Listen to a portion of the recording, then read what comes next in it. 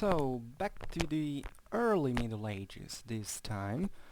Um, Today I would like to talk about something that is often overlooked.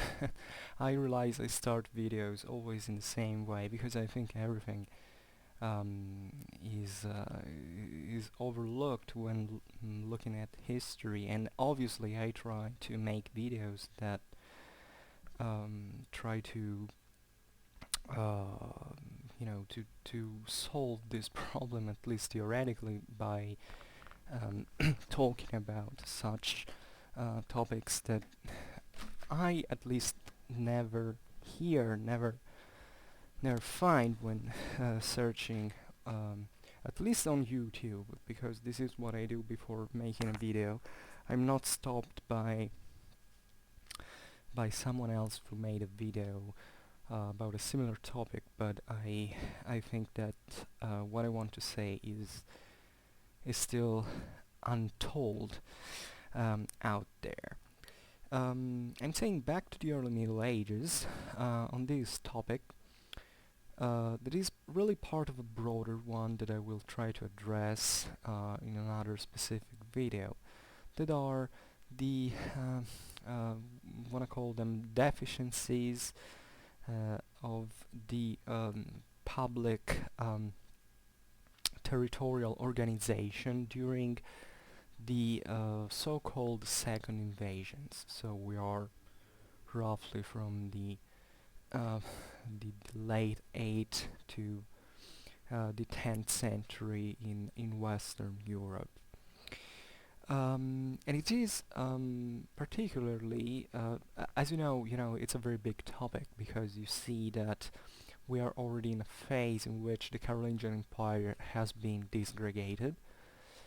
But exactly for this reason, and exactly for the fact that there had been an empire, and technically a public authority was always out there, whether it was the emperor, if he had been elected, or the kings, or the various counts and the other noblemen that had a public right, public power on certain districts, carry on the legacy of the empire in terms of local management. Naturally, they enormously take advantage of the disgregation of the imperial and even royal power, and they start, acting independently. However, there is also another problem, that is that in the territories of the former Carolingian Empire, not all the places had a public authority, or better, there might have been a public authority, formally speaking, but this authority wasn't strong enough to do something in terms of administration, of defense of the territory, the latter of which we will be talking about now. And therefore, local communities, independently from investment of public right, begin to manage themselves on their own. To try to solve problems in the absence of a public authority, which is normal. You find that many times in history, and it's a natural reaction, I'd say. And there is an attitude that kings have towards these dynamics, because from one side, obviously, there were, they saw that they weren't powerful enough to assert their authority over a certain community, for instance. So what was the point? Did they have to fight everyone who was against them, with all the problems that they already had, also in this sense? Obviously not. Obviously not. And what the monarchs decide to do, but not just monarchs, as I said before, also the guys, let's say, that ruled them, that ruled those places in their name, begin to to deal with the communities and their needs by and most of the times by granting these communities certain rights and certain powers, so that you find especially during these raids and invasions of Vikings, of Hungars and of Saracens, you find the royal power um, starting to accept and to allow the building and or the permanence, depending on the situation, of certain fortifications in the hands of some lords. When there was a strong public power, this wasn't possible. If you were a count, let's say a Carolingian count, who had been given some land for, participating to the army with the income that he got from that land, you couldn't, decide to build, I don't know, a castle. Obviously, think about the castles of those times, very often a moat. Wasn't like the castles from the 11th century onwards. There were castra in Latin, so these moats of motte and bailey. And this is also theoretical, because I doubt, I'm not an expert in this, but I think that during the Carolingian Empire, surely, it was such a vast empire that surely, all the counts that had received something, weren't surely just obeying the king as if the king had his own army, back in their courtyard every time they did anything wrong. So this is a phenomenon that maybe has its roots even before the disgregation of public power during the 9th and 10th century. So it was forbidden to build castles, but at a certain point the kings say, you know what, this is my kingdom, these guys are being raided by invaders. My counts, yeah, they're sort of pain in the ass, because they always want to rebel, they're not faithful, they're arrogant, and they're bullies essentially, even against me. Some are even more powerful than me, as a matter of fact. But um, let's say there are communities that have to be protected.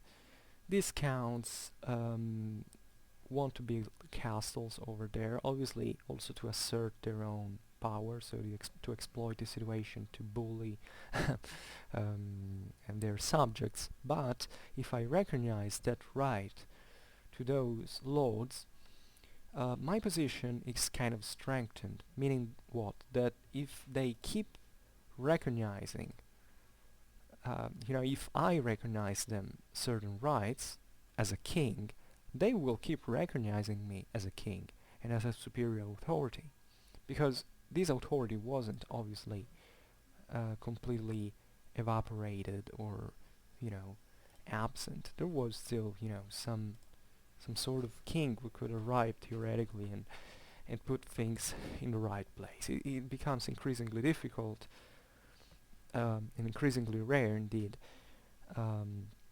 during this period, but so it happens.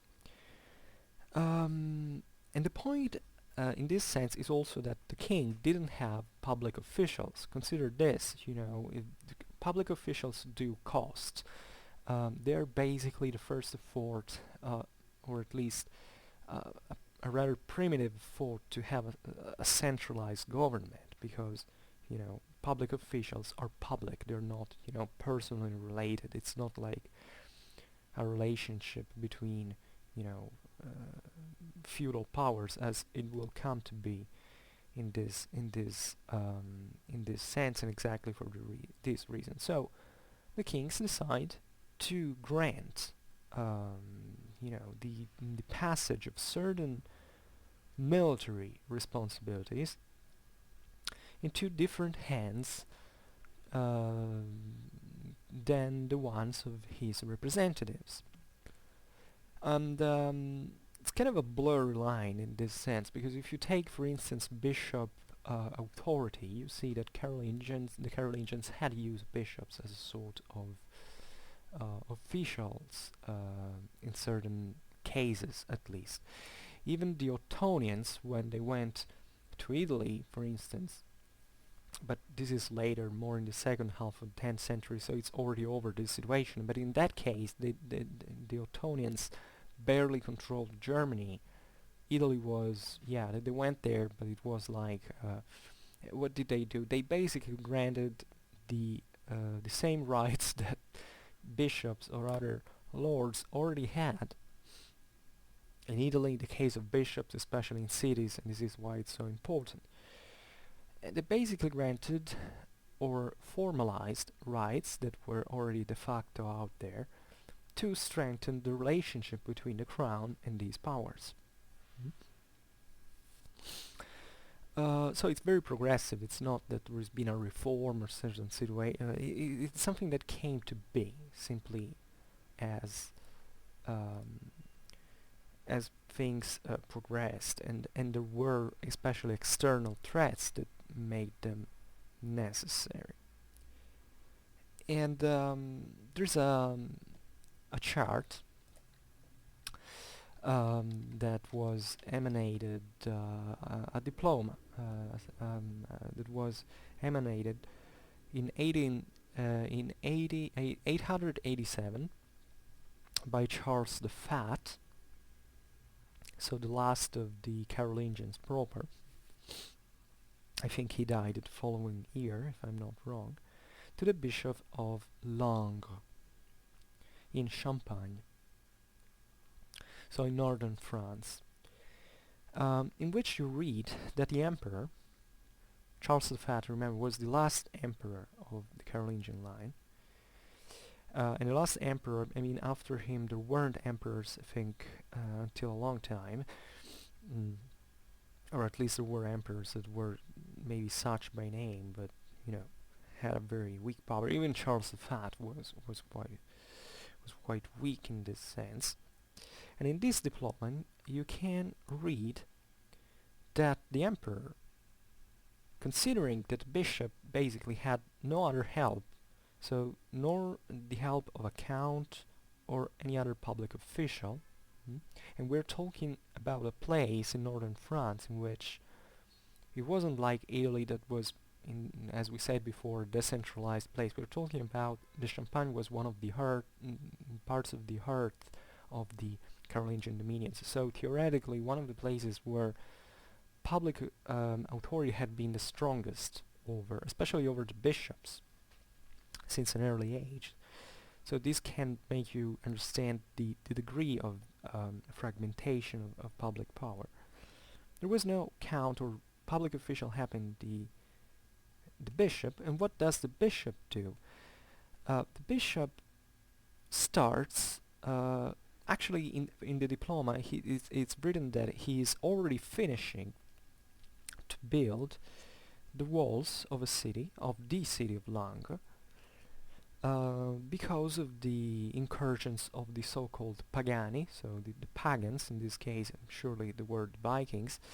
I don't think the Hungars haven't started to go there. And the emperor says, okay, keep doing that, so it's fine. And it's fine because nobody had helped you, so there is always a logic in this. I mean, one thinks of the prejudices of the medieval world as a sort of chaotic or illogical or irrational world. That's bullshit. The Middle Ages were some of the most logical, coldly logical moments in history. The emperor says, you know, we failed as a public authority to help you, bishop. You are building walls for the city to protect the inhabitants from the enemy raids, and well done. And not only this, but I also grant you that from now on, not only you can dispose of the walls that you have built with your own means and your successors can do. But you can also have, for these very reasons, so to finance this maintenance of the walls, um, all the space and areas of the fiscus, so of the places where public authority took the tax revenues, that up to that point had been prerogative of the city count. So you understand that it's a completely, you know, consider what had happened before. I mean, there was a public authority. It had been, you know, very strong, very out there. The Carolingians had tried to eradicate it, especially Charlemagne had tried to eradicate it very, very deeply into the empire. And now this authority has collapsed. Langres had a count at some point. It still had. I don't know, I'm telling the truth. But he's ineffective. He cannot defend the population because he had been placed there exactly for that reason.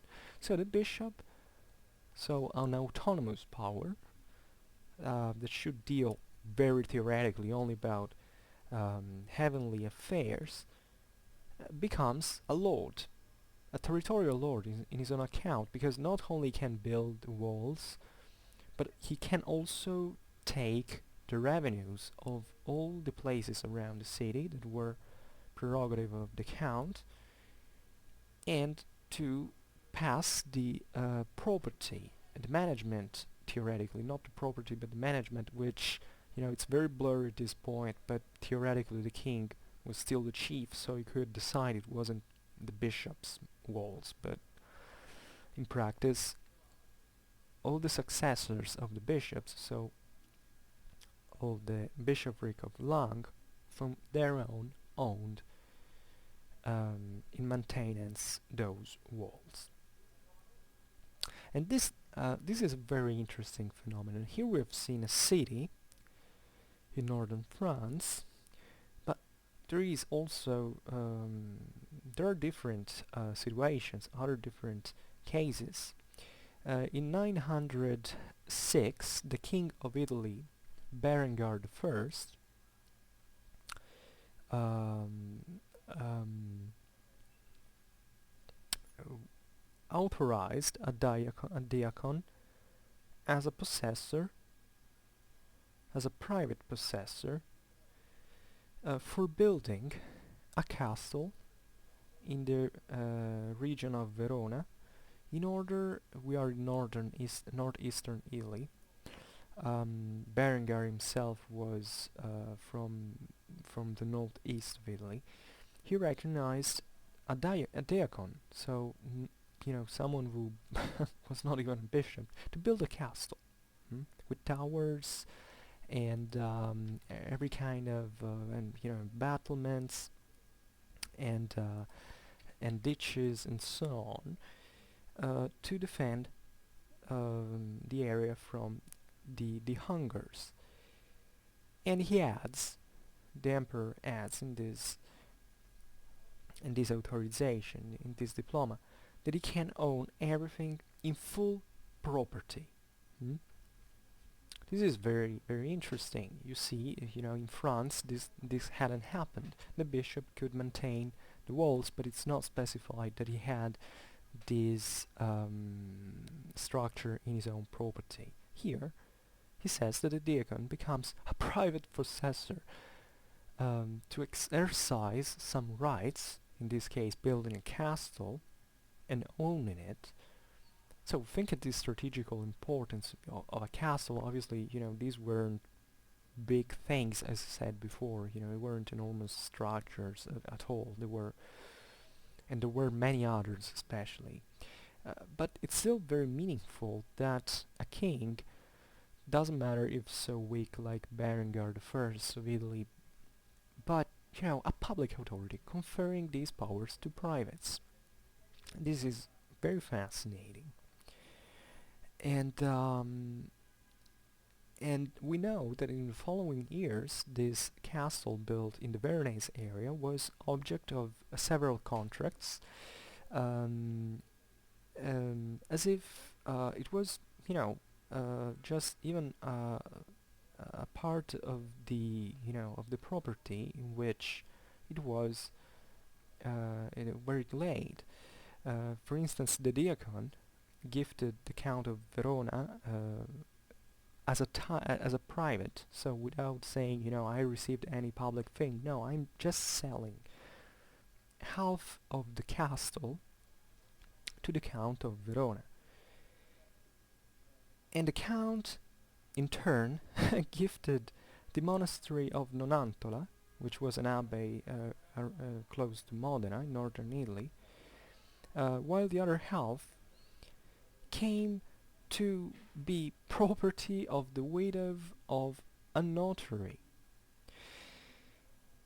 Here you find something interesting because, first of all, you say, how can I sell a half of a castle? Well, obviously they didn't cut the castle in half.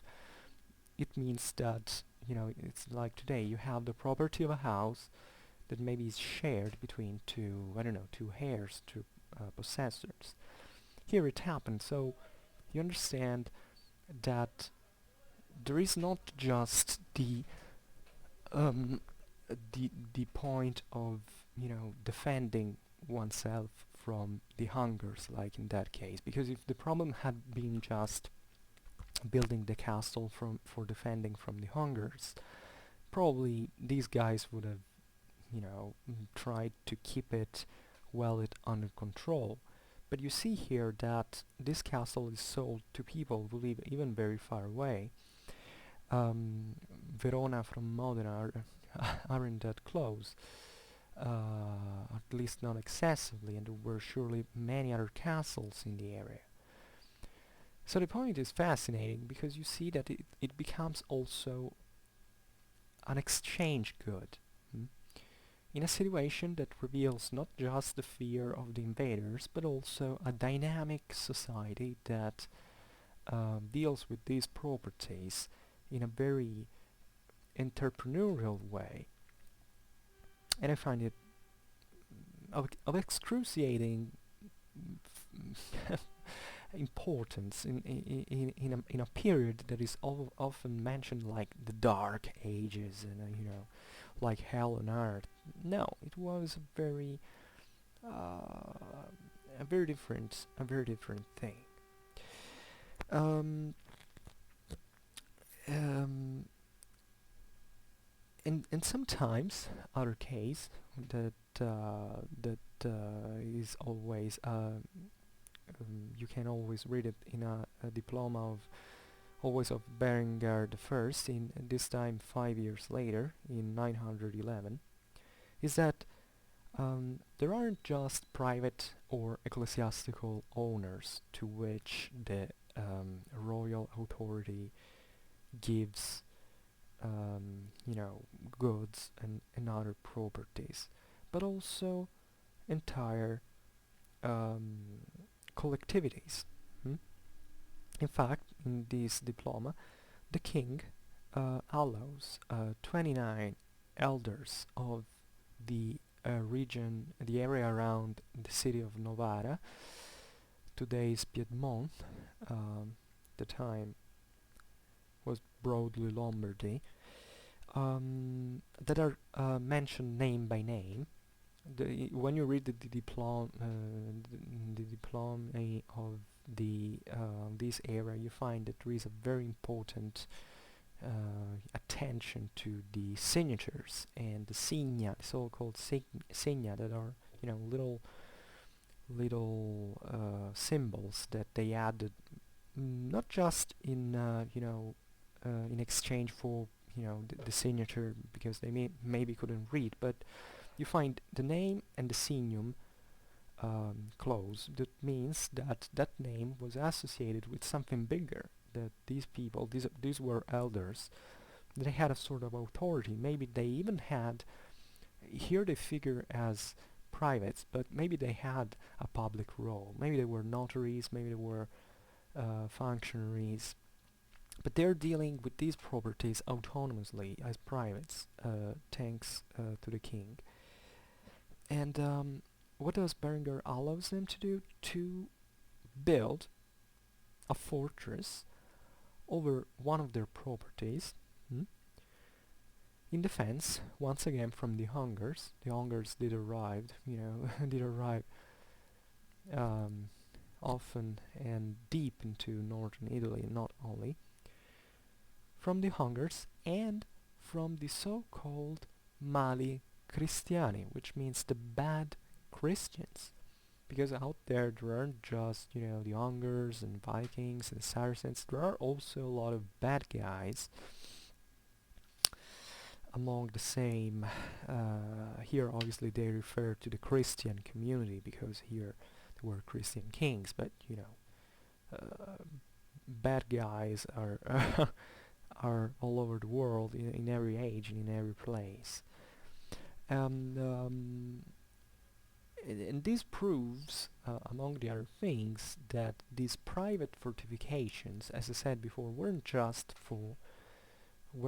weren't being created just because of the threat that the foreign invasions presented, but also as a form of defense against any danger.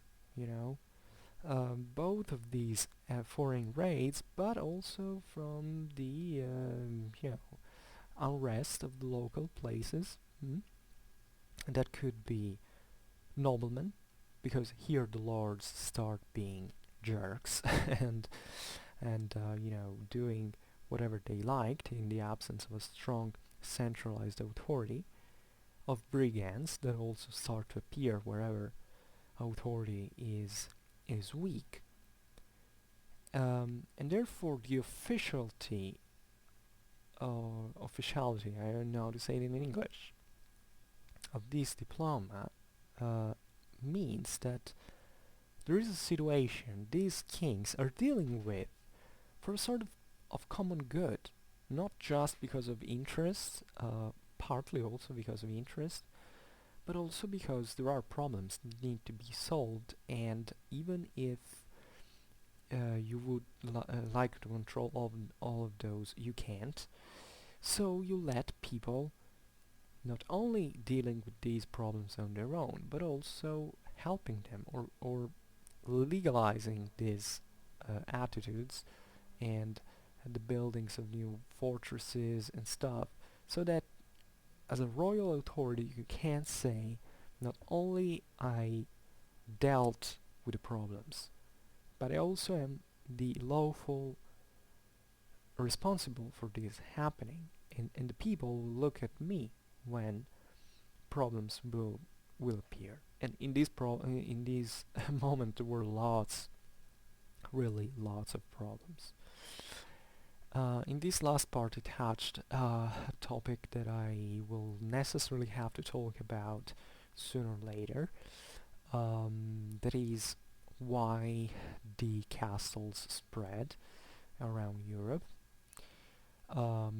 which is a much more complicated thing to explain than one is used to think. Many people said, well, yeah, there were the raids of, I don't know, the Arabs and the Vikings, so castles start to appear. Yes and no. In some places this is definitely the case, in others not. There are beautiful studies about this topic, and there are especially lots of things you can learn about the society of the time and its complexity and its vivacity, that you can't imagine. And we're talking about some of the periods that are considered the darkest, stupidly considered the darkest of the history, or even of the same Middle Ages. And he said, not only they weren't, but they also can teach you a lot, a lot about public thinking, about civilization, about law. And I hope that today I managed at least to address some of the causes, and especially the ways such events in which such events occurred. Thanks for listening.